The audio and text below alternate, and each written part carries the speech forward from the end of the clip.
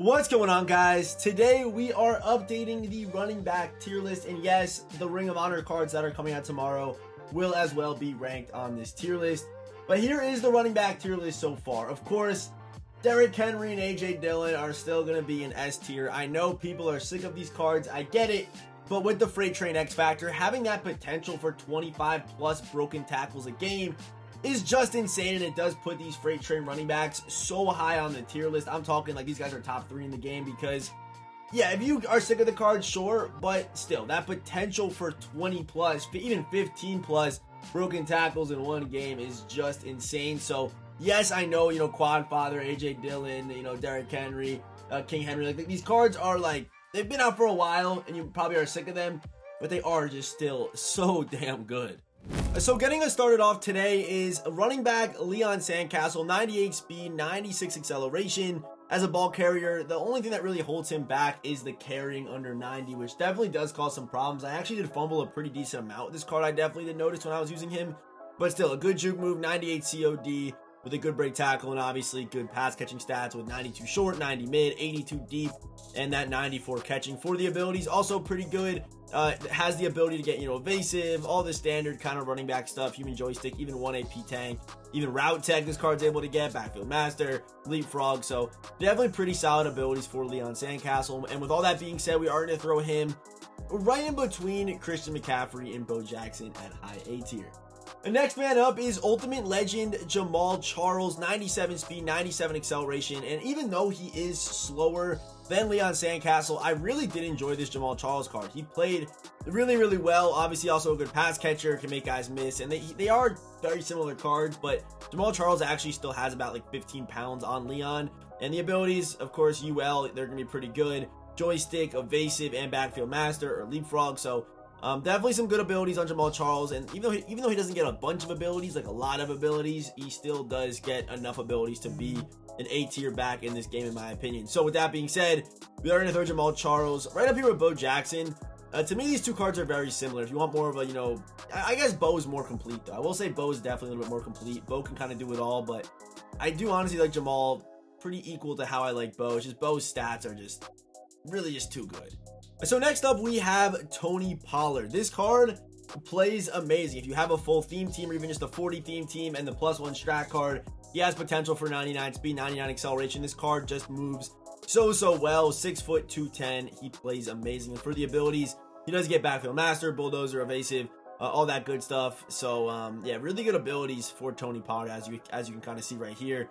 I'm not sure, yeah, but it is true. Like the abilities are like in like weird slots on these cards for some reason, but does get a good amount of abilities, not 2 0 APs, but like evasive for free is nice with bulldozer, human joystick, and then also having, the ability to even run goal line back, human joystick, things like that. Good versatility on this card. You probably aren't running that much AP on him, but that option is definitely there for you. So with that being said, we are going to throw Tony Pollard up here at S tier. I definitely love this card, and the way he plays is just amazing. So next up, we have Priest Holmes. This card and his cards always do play very well. They're usually a little bit underrated and overlooked whenever they come out, but Priest Holmes cards always play super good for me. He's 5'9", which I actually really like the way he's able to kind of get through the tackles and things like that. I like kind of shorter running backs. And he's 213. Stats like this, 98 speed, 97 acceleration. Here are the abilities. So I am going to talk about this in the video that's coming out tomorrow, first thing in the morning. But EA dropped this tweet. So apparently these abilities that they're talking about here for the 98s and maybe even the 99s are just the tier 5 abilities, apparently. Look at this tweet here that my man Joker put up saying, keep in mind they give a punter 1 AP fearless, but Cunningham doesn't get it at all. And then they say not true. They respond and they say in his 3rd and 4th ability bucket, Cunningham does have fearless. The abilities shared on Good Morning Madden are what will be available in their 5th bucket for the 99s and 94. So 98s. They didn't reveal, in the morning stream, they didn't reveal all the abilities. But still, if they do get like all the good abilities, which I expect them to get, Priest Holmes, I do think I should probably show his stats off a little bit more, but I already did this. I already did that. So with Priest Holmes, we're going to put him at S tier. If you wait a little bit more, he probably would be a little bit higher, but I think this card's going to have good potential and probably will be the second best Ravens running back option and probably the Chiefs' #1 running back option on a real theme team, not one with, of course, Tony Pollard. So next man up is Combine Chris Johnson. 98 speed, 99 acceleration, 5'11", 203, a good juke, good COD. Even they gave him some decent power stats. For Chris Johnson, him getting power stats is pretty crazy. Also a good pass catcher. And for the abilities, they're also really good. Does get free backfield master, which is so big. As well as free joystick, free short in, and also does get tank. The fact that we got a Chris Johnson with tank is crazy. This card does play well. He moves well. The one thing I will say is speed on running backs is kind of hit or miss for me. I mean, speed on running backs is really nice when it comes to you breaking those big play touchdowns, but everyone kind of has the same speed right now. That's why a guy like A.J. Dillon, for example, is still so high to me, because A.J. Dillon does things that other backs just can't do. And Derrick Henry, even though he's got 97 speed with, of course, with the strat card, he's able to do things that these other backs just cannot do, and that's break tackles at an insanely high rate. So, although Chris Johnson has 99 speed on a lot of teams, and same with Priest Holmes and same with Tony Pollard, they're just not as effective as these guys that might be slower that have the broken X factors. So, I don't know. To me, lineman speed's too good, pursuit's too good, where everyone just kind of feels like they play at the same speed. So having these guys that kind of set themselves apart with the X factors is so valuable to me right now in this game. So Chris Johnson, yeah, crazy speed, good abilities, but he still does get caught by defensive tackles a good amount when he probably shouldn't be. Like guys like Mean Joe just hawking him down, even though he's just way faster. So that's kind of my thoughts on like running back speed right now. And I run the ball a pretty good amount, or at least I try to, and it's been a little bit difficult. But yeah, to me, Chris Johnson is going to be low S tier. So now we have a Saquon Barkley, and Saquon to me is an example of just how broken Freight Train is, because this card, if he had Freight Train, would be a top 2 back in the game. He does not get Freight Train. He does get first one free X Factor, which is obviously still pretty decent, but it's just not Freight Train. Freight Train is so good, you're able to, like I say, break those 20 plus tackles a game pretty easily by literally doing nothing. You could be unconservative and still do nasty things with Freight Train.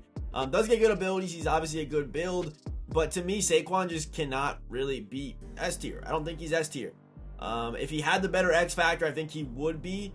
I mean, you could definitely debate him in S tier, though. I think I'll put him up there. I'm going to put Saquon low S tier. I'm going to do that. He gets good abilities. He's 230, has good enough speed.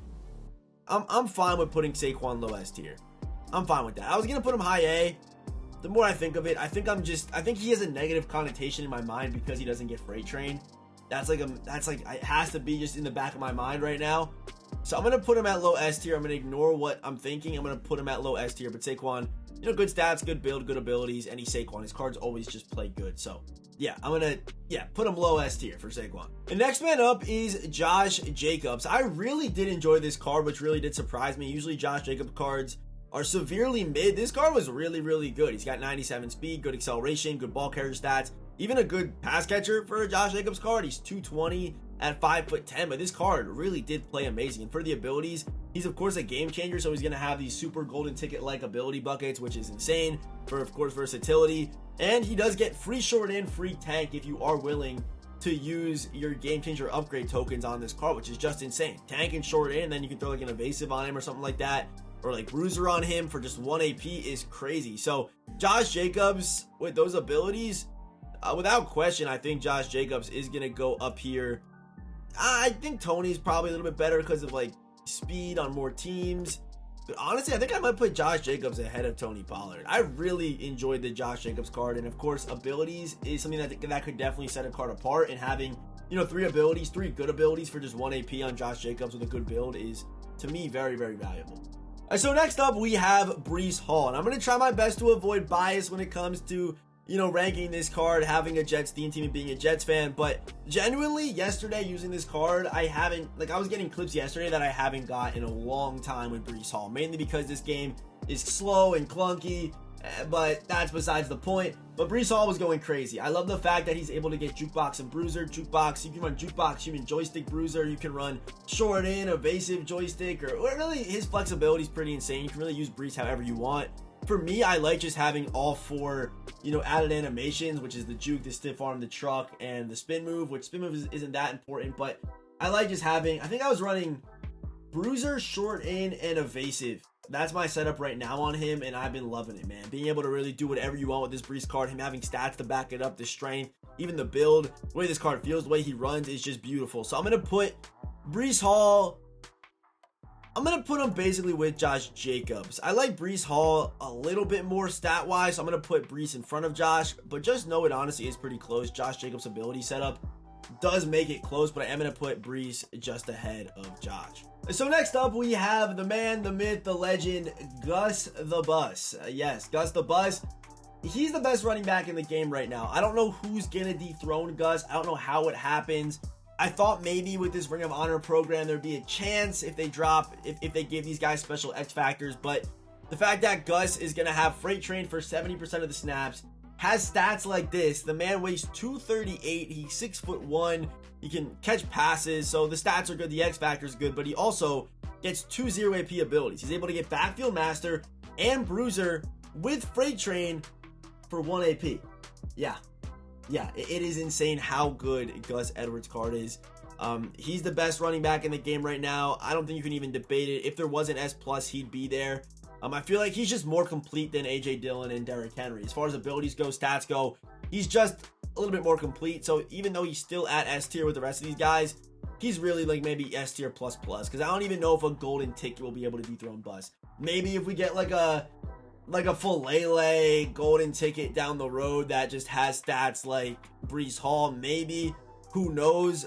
But that freight train, even like without the freight train, Gus would be, without freight train, Gus would still be here, right? Without the freight train, he'd still be that good. That's how good his card is. That's how good his build is. But obviously with it, he goes up to the top of S tier, and he is, to me, RB1 right now in Ultimate Team. And I wouldn't even really hear a debate. The ability's too good. It's so much better than A.J. Dillon, so I'm going to go with Gus at number 1, like I said, for the 5th time. So next up, we got Barry Sanders. And of course, there's a lot of hype around this card, him being a Ring of Honor card, and the stats looking crazy. But again, back to what I said with the abilities on Priest Holmes, we don't know if these are all the abilities that Barry's able to get. I would imagine they might give him a little bit more than this, but probably will be able to run 3 0 AP abilities, including the baked on. So the basic will be free. You'll probably be able to get joystick for free, and you probably would go with like backfield master or leapfrog for free, maybe short in depending on your scheme. So Barry's gonna be pretty good. Maybe even Tank. Tank will be interesting on this card too. So the abilities on Barry, I do think make him the best running back in the game without freight train. To me, freight train is just too broken. I hate that it's this good. I hate it, I really do, but it just is. And even honestly, if they gave Barry like first one free like Saquon gets, he wouldn't have been as good because you still have to juke with first one free in order to make it work. With freight train, all you gotta do is just run straight and animations just happen. DBs fly over your back, DBs push you forward. So to me, Barry is probably the best running back in the game. If we took out the X factor for freight train, this video would look a lot better. This tier list would look a lot, not better, would look a lot different in my opinion. That's not even an opinion, that's just a fact. King Henry might be a little bit lower, Quad Father would be lower if he didn't get freight train, but they do, and it's the most broken thing in the game, especially A.J. Dillon's. A.J. Dillon's doesn't go away unless you tackle him for a loss, which is even more insane. Like this card, when he first came out, you were running freight train persistent for like 2 AP, I think. It was insane. No, it was 1 AP. It was only 1 AP. It was insane. You had to tackle this man for a loss twice to turn it off. That's how broken it was when he first came out. So I know people are going to comment about this, but it's just facts. Freight train is so good. These guys have to be like your top 3 backs, and then the rest kind of follow. It's insane, but it is what it is. That's the landscape here in Madden 23. And Barry Sanders will be good, but it's just tough to compete with these freight train guys. I've said it a million times this video, but I'm going to say it again. It's just too tough to compete with them. So grab a comment down below. Our top 5 running backs today: Gus, AJ, King Henry, Barry Sanders, and Breece Hall rounding out the top 5. And yeah, as always, I will see you boys in the next one.